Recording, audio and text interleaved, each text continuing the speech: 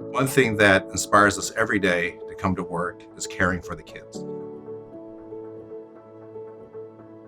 My name is KuoJen Tsao. I'm a pediatric surgeon at UTHealth Houston, and I'm also the chief of the Division of Pediatric Surgery. There's several things that really fascinated me about the field of pediatric surgery. One is the intricate operations that are being done. They are pretty complicated. The biggest thing is about fixing problems that are birth defects, and the things that we do impact a patient for their lifetime. And I think that's part of being what a pediatric surgeon is.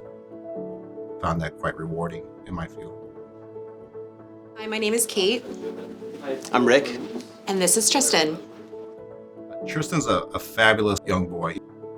He was born with a birth defect, which we call an omphalocele. And essentially what it is part of the abdomen didn't really close properly. And when it doesn't close properly, all the muscles and everything that really help close the abdomen didn't really form. And so when he was really born, he really just had a clear sort of membrane over the top of it. So you could actually see inside his abdomen. You could see his liver and his small intestines and part of his stomach. Obviously, that isn't something that's very sustainable in life.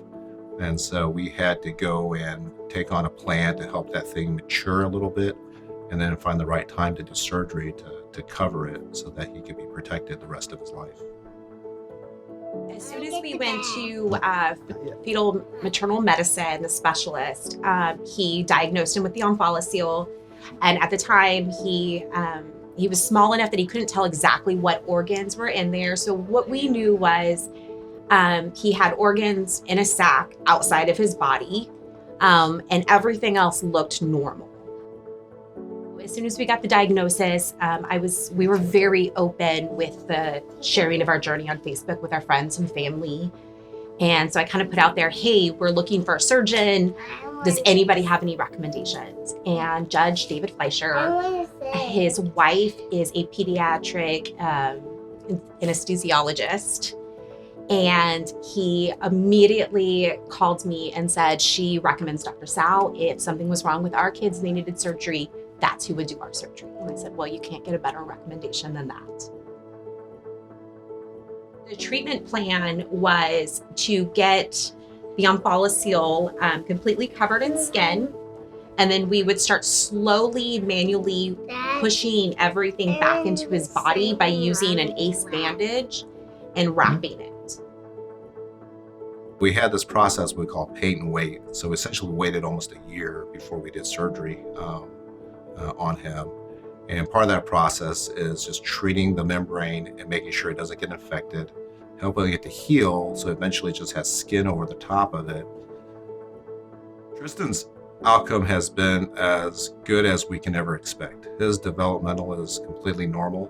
He had very little hiccups when he was a newborn and in our ICU, and was really able to get home without any complications. And so to date, I would say he's like a normal 4-year-old kid.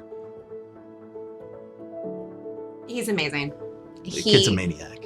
It's great. He's a very confident, coordinated, risk-taking child. The day after he had the surgery for his belly, he was up and walking around the hospital hallways, flirting with the nurses. Wearing a cape. Wearing a cape. It's just there's nothing he won't do or try. It takes a village of healthcare professionals, doctors, nurses, sometimes to take care of these patients. But it takes a village of people at home. It takes spouses and relatives and friends.